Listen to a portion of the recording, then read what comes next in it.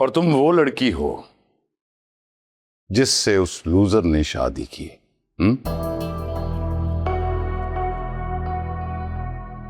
जी, मैं ज़ारून की वाइफ मोहिनी। तो फिर तुम यहां क्या कर रही हो?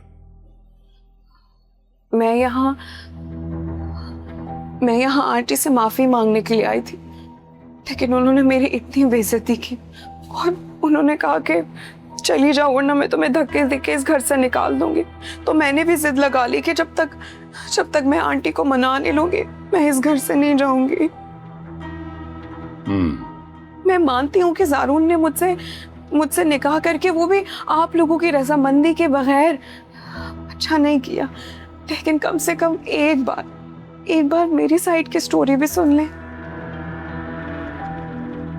हर कोई मुझे फसाद की जड़ समझ रहा है, हर कोई मुझे इल्जाम दे रहा है, लेकिन मैं भी बेबस हूँ, बिल्कुल उसी तरह जैसे बाकी सब घर वाले बेबस हैं।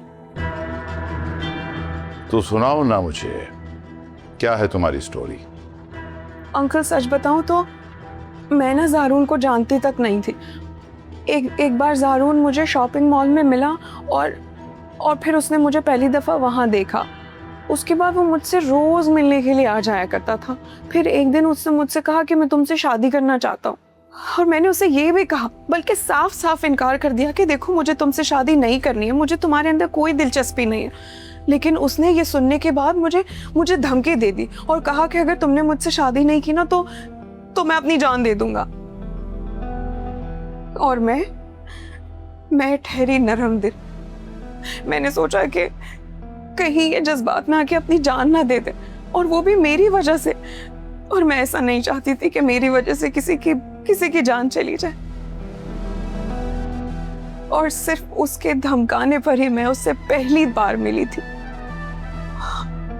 और बदकिस्मती ये हुई कि मेरे अब्बा ने मुझे ज़ारून के साथ देख लिया। और क्या? पूरी कहानी सुनाओ मुझे।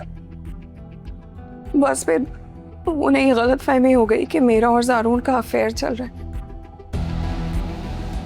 और उन्होंने मुझे घर में उसी शर्त पे घुसने दिया कि जब तुम ज़ारून के साथ निकाह करके घर से चली जाओगी। मैंने उन्हें बहुत समझाने की कोशिश की, मैंने बहुत मिन्नतें की उनकी, लेकिन उसके बावजूद भी उन्होंने मुझे घर से निकाल दिया।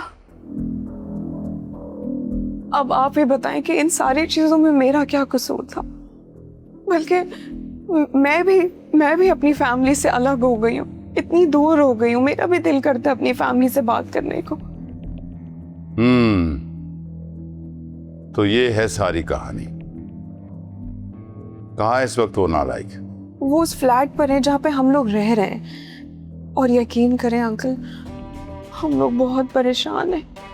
और तो और आंटी ने ना सारे क्रेडिट कार्ड्स ब्लॉक कर दिए हैं। जो भी हमारे पास सेविंग्स थी हम उसी से अपना घर चला रहे हैं। अब तो थोड़े दिनों में वो पैसे भी खत्म हो जाएंगे, तो मुझे तो लगता है हम फाकों पर आ जाएंगे। इसीलिए मैं आज यहाँ आंटी के पास आई थी, लेकिन शुक्र है कि आप मिल गए यहाँ।